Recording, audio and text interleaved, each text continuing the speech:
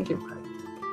Well, we're pleased to have with us this afternoon Nicholas Kokolas. He's the founder of Pi Network. Nicholas, welcome to our program. Thank you very much for having me.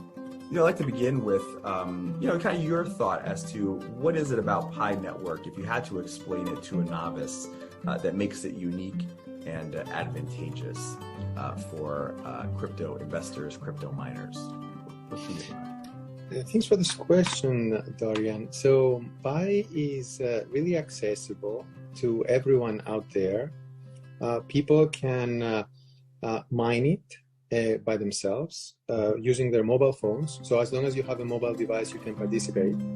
And then once you have mined it, and eventually, especially when we migrate everyone to the mainnet, which we can talk about it later, then you can use that currency to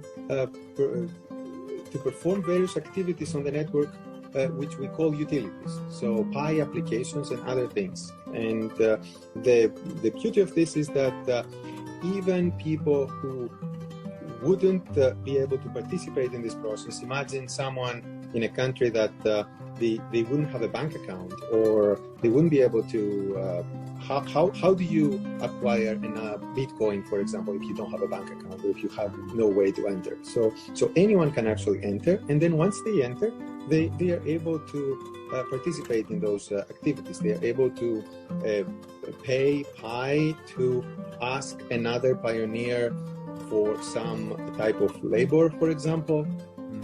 You can buy goods and services, or you can even get paid for services that you provide for others. Great, great, and that's nice insight that you gave us there on how it works. So, what does it mean for the future of mining, crypto mining, to have the ability to do this right in the palm of your hands? We think about the stories that are out there in these data centers that are just using so much electricity and energy, and it's so heavy. But you guys have really revolutionized how people can mine. What does that mean now for the future of mining? Yeah, I think this is the way to go, because if you think about it, Bitcoin proved to the world that it is possible to have digital currency, and it works. So the first time that it was implemented, it had to be with the way it was to be succeeded. So to succeed, it needed to have servers, it needed to be what it is. No matter how we started, now the world operates mobile. We are living in 2000, it's not 2009 anymore, it's 2022, and we're going to the future. So more and more people have exclusively mobile phones, and they don't have computers, or they're using their iPads and their mobile devices rather. So if you were by saying that you have to exclude all those people from the process, then you're already making something very restrictive. So I think that it is the future, and I believe that even all blockchains are thinking towards that direction. Great. Have you raised funding, and how do you guys make money?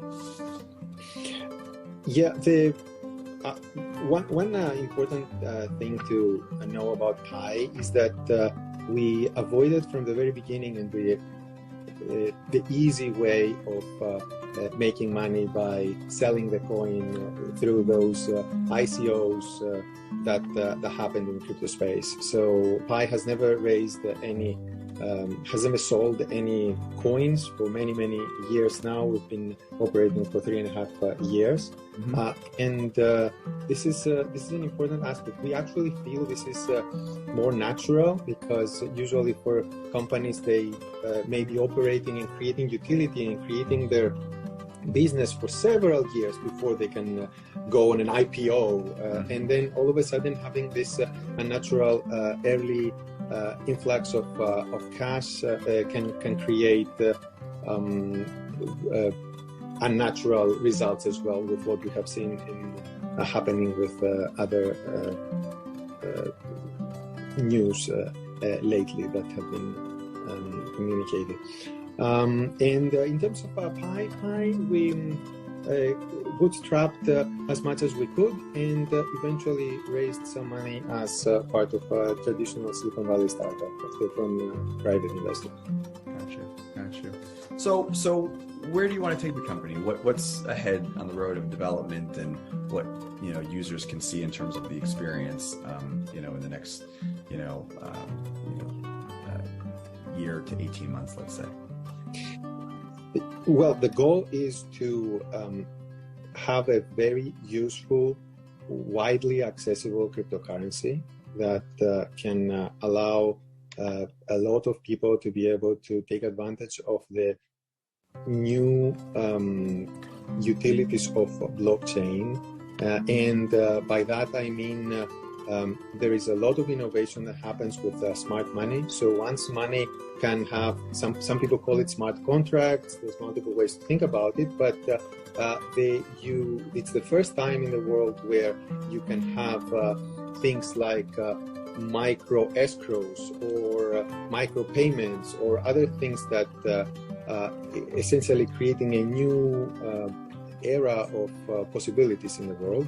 So Pi is combining those facilities along with a large network of people participating to create something useful for the world. Specifically, that's for the longer term, as you said, a year and a half and beyond. In the meantime, from now until then, what's important is that we are currently in the process of completing KYC for the members of the network. So Pi is going to have millions of people who are crypto ready and KYC them, real people, real accounts on it. So we are currently in the process of doing this. And the goal is that once we have a large number of people who have initially KYC'd, to migrate their balances into their mainnet so that they can start exploring and using the currency. Got you. Final question. We've just seen really an implosion in the cryptocurrency market, as we've seen in the regular, equity markets. Are you concerned about what you're seeing just broadly in the crypto space? And actually, is it good? Is it clearing out kind of the bad apples in the industry that, and then allowing it to kind of move forward in a better place? What are your thoughts on that? Yeah, well, it's usually an unpleasant thing to hear that any market may be going up and down. At the same time, it is a natural cycle that it happens all the time, and we have seen it in crypto multiple times as well, that there is a cycle. I also agree with the second part of your question, that you mentioned that this helps possibly clear out some activities that may be happening with the wrong incentives. So things that are more less of pointing towards something useful, but more leading the world towards, let's say, games, financial games that they can trick people. That clears out the landscape. But overall, for Pi, as I mentioned earlier, we never raised, we never sold Pi to any person. So there's no one who can be sad that the down cycle is here right now, because no one bought it at a higher price and now it's a lower price because no one could buy it to begin with. So essentially, to the Pi network, the way that the currency is used hasn't really been affected by the external market at all. Because we can give you an example. Right now, people are spending 1 Pi to request to be KYC by the network.